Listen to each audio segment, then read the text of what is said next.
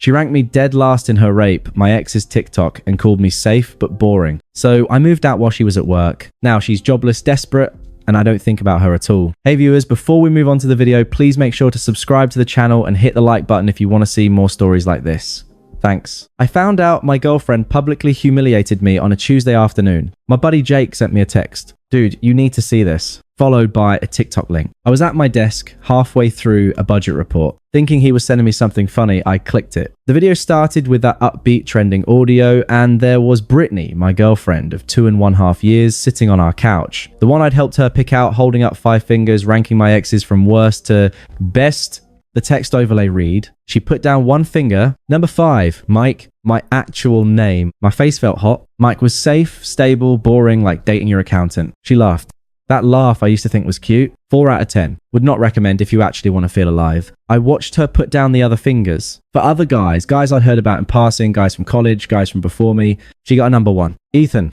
She smiled differently for this one. Warmer, actually exciting, took risks, made me feel like I was living, not just existing. 9 out of 10. Maybe I should call him. She added a thinking emoji with her fingers. That coy little smirk on her face. The video had 57000 views. The comments were worse. Poor Mike Elmo.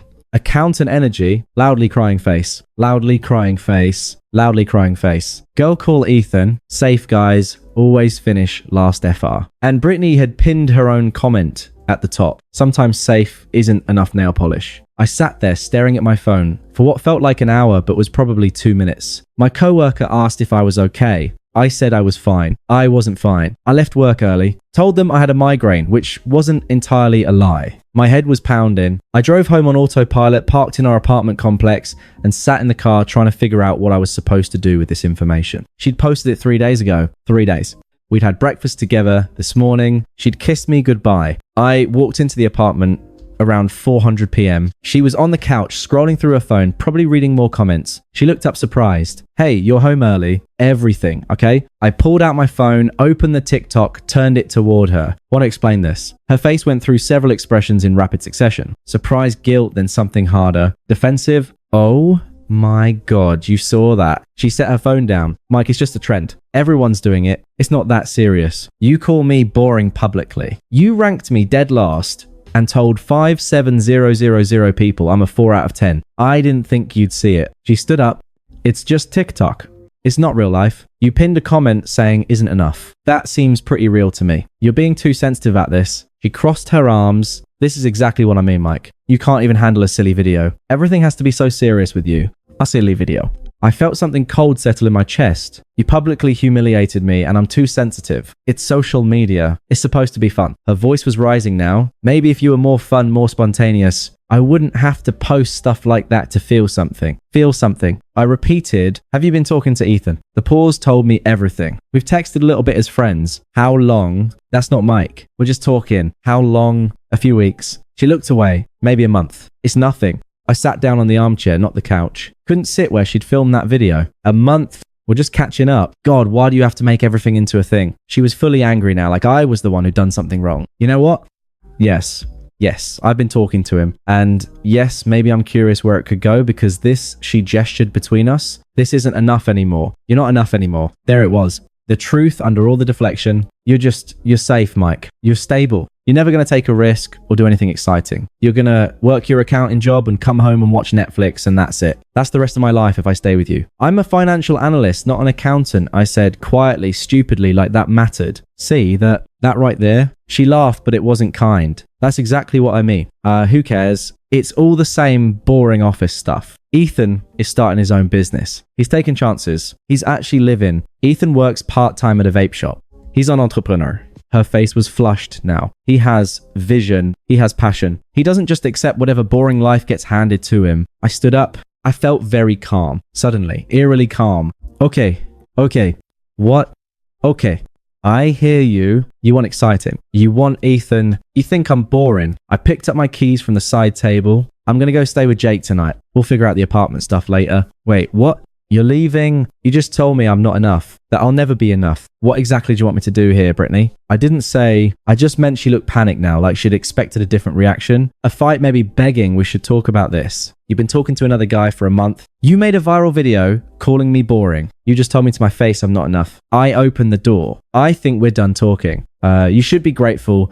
I stayed this long, right? I threw her own words back at her. The TikTok comment, Mike, don't be like this. Good luck with Ethan. I hope he's everything you're looking for. I closed the door on whatever she said next, sat in my car, and just breathed for a while. Then I drove to Jake's. I didn't go back to the apartment when she was there. I took a sick day Wednesday, a real one this time, because I barely slept on Jake's couch. Thursday morning, I checked her Instagram story. She posted a gym selfie at 7:30 a.m. Captioned new beginnings, energy sparkles. She'd be at work until 3:00. She was an elementary school teacher, very scheduled. I went to the apartment at 9:00 a.m. with Jake and his truck. It took us 3 hours to pack everything that was mine. Clothes, books, my desk setup, kitchen stuff I brought into the relationship, my TV. I left the couch, the bed frame, all the furniture we'd bought together. I didn't want any of it. I called the landlord from the parking lot, explained the situation, professionally offered to pay my half of the rent for 2 more months while she found a roommate or figured something out. He appreciated it, said he'd draw up an amendment to the lease. The last thing I did was leave a note on the kitchen counter under her coffee mug. The mug I bought her for Christmas last year. I saw the video. I heard what you said. I hope Ethan is everything you're looking for. I'm out.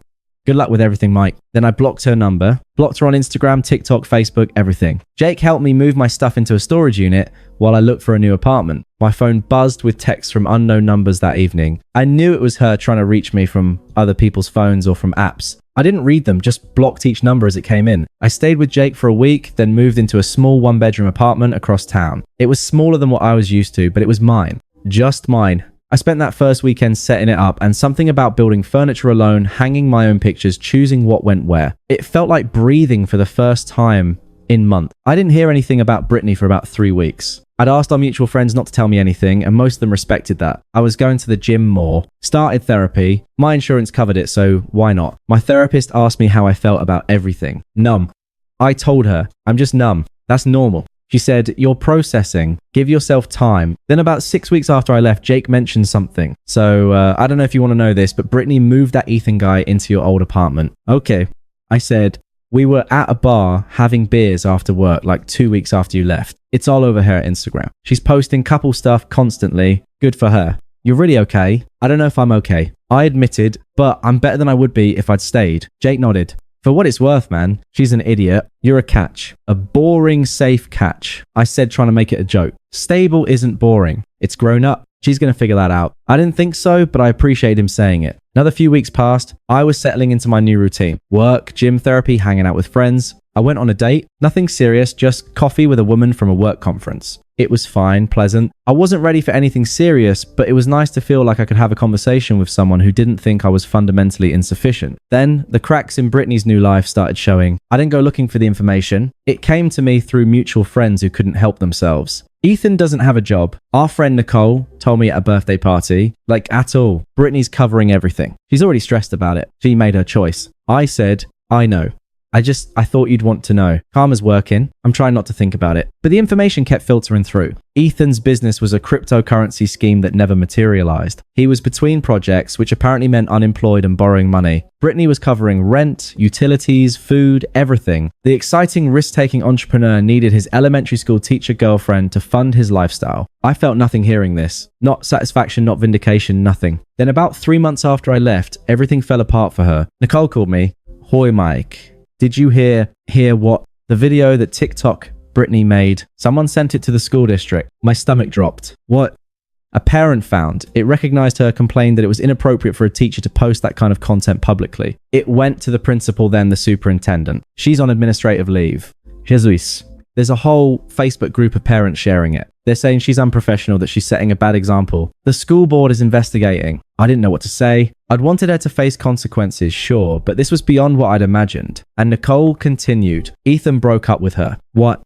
Like the day she got put on leave. Apparently he said it was too much drama and he needed to focus on his energy. He moved out. She found out he was also texting Sarah from her friend group. Like the whole time, Sarah was one of Brittany's close friends. The betrayal there was almost poetic. Everyone's kind of backing away from her, Nicole said quietly. The video resurfaced and people are seeing it differently now. Like she humiliated her boyfriend publicly and now she's getting humiliated publicly. People aren't sympathetic. Is she okay? I asked.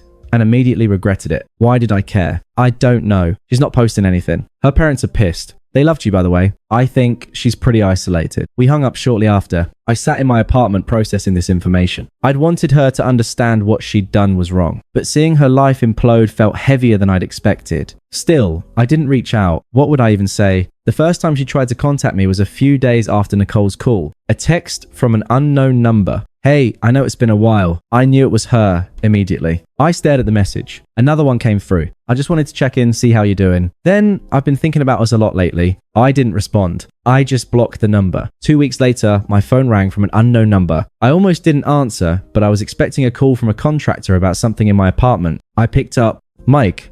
Her voice, small, tentative, so different from the last time I'd heard it. I should have hung up. Brittany. Oh my God. You answered. She sounded like she might cry. I wasn't sure you would. I've been trying to reach you. I know. Listen, I messed up, Mike. I see that now. I really messed up. I didn't say anything. Things with Ethan didn't work out. He wasn't who I thought he was. He was using me for money for a place to stay. He was texting other women the whole time. He left. The second things got hard. I'm sorry that happened to you, I said, and meant it on some level. I lost my job. Well, probably. The investigation is still ongoing, but it doesn't look good. That stupid video, I wish I could take it back. I wish I'd never posted it. Okay. And I miss what we had, Mike. I miss you. You were good to me. You were always good to me. And I didn't appreciate it. I was stupid and immature. And I don't know what I was thinking. The silence stretched between us. Mike, are you still there? Yeah, I'm here. Do you think, is there any chance we could talk, like actually talk, get coffee or something? No, I said quietly. I don't think that's a good idea. Please, I just need to explain. I appreciate you calling, but I've moved on. Moved on? It's been 3 months. Yeah, and I'm in a different place now. Literally and figuratively. I hope you figure things out, Brittany. I really do. But I'm not part of that process. Mike, please don't. I hung up. My hands were shaking. Not from anger or sadness, but from adrenaline. I'd actually done it, set a boundary and held it. I blocked that number too. About a week after that call, her sister Rachel contacted me. We'd always gotten along okay, but I should have known she'd try. Mike, hey, it's Rachel. Do you have a minute? What's up, Rachel? Look, I know things ended badly with you and Britt, but she's really struggling right now. Here we go. I thought she told me about the job situation and Ethan. Then you know how bad things are for her. She lost her job, Mike. She lost the guy she left you for. She's probably going to lose the apartment because she can't afford it alone. She's in a really dark place. That's terrible. I hope she gets the support she needs. You could be that support. Rachel's voice took on an edge. She made a mistake. One mistake. She's paying for it way more than she deserves. One mistake. I couldn't help the laugh. Rachel, she made a viral video, humiliated me, was emotionally cheating for a month, and told me to my face I wasn't good enough. That's not one mistake. That's a pattern of disrespect. She was confused. She's young. She made a bad choice. We're both 28. We're not that young. Can't you just talk to her? Say minute. That's all she's asking. No? You're being really cold about this, Mike. She's family to me. And you were almost family too. I thought you cared about her. I did care about her a lot, but she made it very clear that what we had wasn't valuable to her. She threw it away for something exciting. That was her choice. I'm not responsible for the consequences of her choice. So you're just going to let her suffer. I'm not letting her do anything. She's an adult. She made decisions. This is what happened. I'm sorry she's struggling, Rachel. I really am. But that's not my responsibility anymore. Wow. Rachel's voice was ice now. You know what? Maybe she was right about you. Maybe you are too boring and cold to handle a real relationship. Maybe I am, I said calmly. Either way, I need you to respect my decision and not contact me about this again. I wish Brittany the best, but I'm not going to be part of her life moving forward. I hung up before she could respond. Blocked her number too. That evening, new texts started coming in from different numbers. I recognized the pattern. Brittany, getting more desperate, more angry. You know what? You are boring. I was right about that. You're probably alone anyway. No one wants someone like you. I only feel bad because I wasted 2 years on someone so cold and selfish. Ethan was 10x the man you'll ever be. At least he knew how to make me feel something. I screenshot each message and saved them to a folder on my phone, then blocked each number. A part of me was almost relieved to see this side of her. The victim mask was slipping. This was who she really was. 5 months passed. Real solid months where I started to feel like myself again, maybe better than myself. I got a promotion at work, senior financial analyst with a significant raise. weeks. I moved into a better apartment, a 2-bedroom with an actual view. I was going to the gym 4 times a week and looked better than I had in years. And I met someone, her name was Sarah. Different Sarah, not the one from Brittany's friend group. We met at a work conference, ended up at the same networking dinner, and just clicked. She was a corporate lawyer, sharp and funny and kind. We'd been dating for about 2 months, taking it slow, and I was genuinely happy. Not trying to prove anything, not trying to fill a void, just happy. She knew about my previous relationship in broad strokes. I dated someone for a couple years. It ended badly. I took some time to work on myself. She didn't need the details. It wasn't relevant to us. Then came Jake's engagement party. Jake and his fiancée Melissa were having a big celebration at a nice restaurant downtown. I'd RSVP'd yes, bringing Sarah as my +1. I didn't think about whether Brittany would be there. Melissa was more Jake's friend than our mutual friend, so I figured I was safe. I was wrong. Sarah and I walked in around 7:00 p.m. The party was already going. People clustered in groups, drinks flowing. I was introducing Sarah to people when I saw her. Brittany standing alone near the bar, wearing a black dress that looked too formal for the occasion. She'd lost weight, not in a healthy way. She looked tired. Our eyes met across the room. I watched her face cycle through shock, something like pain, then forced composure. That's her, isn't it? Sarah said quietly. She'd followed my gaze. Yeah. She looks miserable. Let's just enjoy the party, I said, steering us toward Jake. For the next hour, I tried to ignore Brittany's presence. Sarah was amazing, charming with my friends, funny, engaged. She fit into my life so naturally. I caught Brittany watching us a few times. Each time I looked away. I was at the bar getting drinks when she approached. Sarah had gone to the bathroom. Mike. I turned. Brittany. Hey. She twisted her hands together. I didn't know you'd be here. Jake's my best friend, right? Yeah, of course. She looks at me, then away, then back. You look good. Really good. Thanks. The silence was excruciating. Listen, she said, I know I'm probably the last person you want to talk to, but I've been wanting to say something for months. Brittany, please just let me say this. She took a breath. I was wrong about everything. The video, what I said to you, choosing Ethan, all of it, I was so incredibly wrong and stupid and immature. I didn't respond. That video ruined my life, Mike. I lost my teaching license. I had to move back in with my parents. Everyone I know has seen it and they all think I'm this terrible person. And they're right. I was terrible, especially to you. I'm sorry that happened. Are you? She looked at me and there was something desperate in her eyes. Because you seem fine. Better than fine. You seem great. I am. With her, she glanced toward the bathroom. Her name is Sarah. Does she know about us? About what we had? She knows I was in a relationship that ended. That's all she needs to know. Brittany flinched like I'd slapped her. That's all. We were together for almost 3 years, Mike. That's all it was. Just a relationship that ended. What do you want me to say, Brittany? I want you to say you remember what we had, that it meant something, that I wasn't just, that you haven't completely erased me. People were starting to look. I kept my voice level. Of course, I remember, but that was a different part of my life. I'm not in that part anymore. Because of me, because I destroyed it, her eyes were wet now. I know that. I think about it every day. I'm in therapy now. I'm working on myself. I'm trying to understand why I sabotaged something good. That's good. Therapy helps. Is there... She stepped closer. Mike, is there any chance at all that we could talk, get coffee, just once? I need you to know how sorry I am. I need to make this right. This was the moment. The moment I'd imagined in different versions over the past months. Sometimes I'd pictured myself angry, vindictive. Sometimes I pictured myself forgiving. In this moment, standing in this restaurant with this woman who'd humiliated me, who told me I wasn't enough, who traded me for someone she thought was better, I felt neither angry nor forgiving. I felt nothing. Brittany, I'm with someone now. Someone who makes me happy. Someone who doesn't think I'm boring or insufficient or safe in a bad way. I don't think those things anymore. It doesn't matter if you do or don't, because I don't think about this anymore. I don't think about us. That part of my life is done. Done. She looks stricken. Just done. Yeah.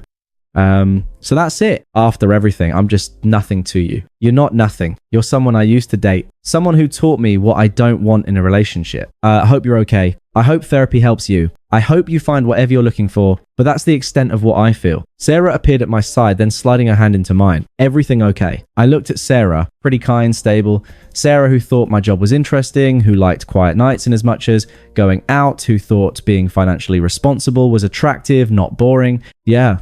I said, everything's good. I turned to Brittany. This is Sarah. Sarah, this is Brittany. We used to date. Used to. Past tense. Ancient history. Nice to meet you, Sarah said, politely reading the situation perfectly. Brittany stared at our joined hands at Sarah's face at me. She's pretty. She is. I agreed. Does she know what we had? She knows I was in a relationship that ended badly. I said, there's not much else to tell, really. It was A long time ago. 8 months. 8 months was a long time ago. An entire different life ago, right? Brittany's voice was hollow. A long time ago. Take care of yourself, Brittany. I walked away with Sarah, back to the party, to my friends, to my life. I didn't look back. Later, as we were leaving, Sarah asked, "Was that hard?" "No," I said, and realized it was true. It wasn't hard at all. She seemed like she wanted something from you. She wanted me to still care, to still be affected, to prove she still mattered. And she doesn't. I thought about it, about the version of me who lived in that apartment, who watched her film that video on our couch, who thought he wasn't exciting enough. No, I said, she really doesn't. We walked to the car. Sarah was talking about something funny Jake had said, and I was listening. Present there. Not thinking about Brittany. Not wondering if I'd been too harsh or too cold. Just there. My phone buzzed later that night. Another unknown number. I didn't even open the text. Just blocked it and went to bed. The next morning, I deleted the folder of screenshots I'd saved from her angry texts. I didn't need them anymore. Didn't need proof of who she really was. I already knew. More importantly, I didn't care. It's been 3 weeks since the party. I haven't heard from Brittany again. Maybe she finally got the message. Maybe she moved on. Maybe she's still trying to figure out where it all went wrong. I don't think about it much. Someone asked me recently if I was angry about what happened. About the video, the public humiliation, losing 2.5 years to someone who didn't value me. I told them the truth. I'm not angry. I'm grateful she showed me exactly who she was. She saved me years of wondering if I should have tried harder, been more exciting, been less boring. She made the choice to leave, and in doing so, she freed me to find something real. Sarah and I are planning a weekend trip next month. Nothing crazy, just a cabin upstate. She's excited about it. I'm excited about it. It's going to be quiet, peaceful, maybe a little boring by some people's standards, but it's exactly what I want. Turns out boring was exactly what I needed to be. For the right person, stable isn't an insult. It's a gift. And for someone who values it, I'm not a 4 out of 10. I'm exactly enough. Thanks for watching. Make sure to subscribe to the channel and hit the like button. What do you think about this story? Share it in the comments.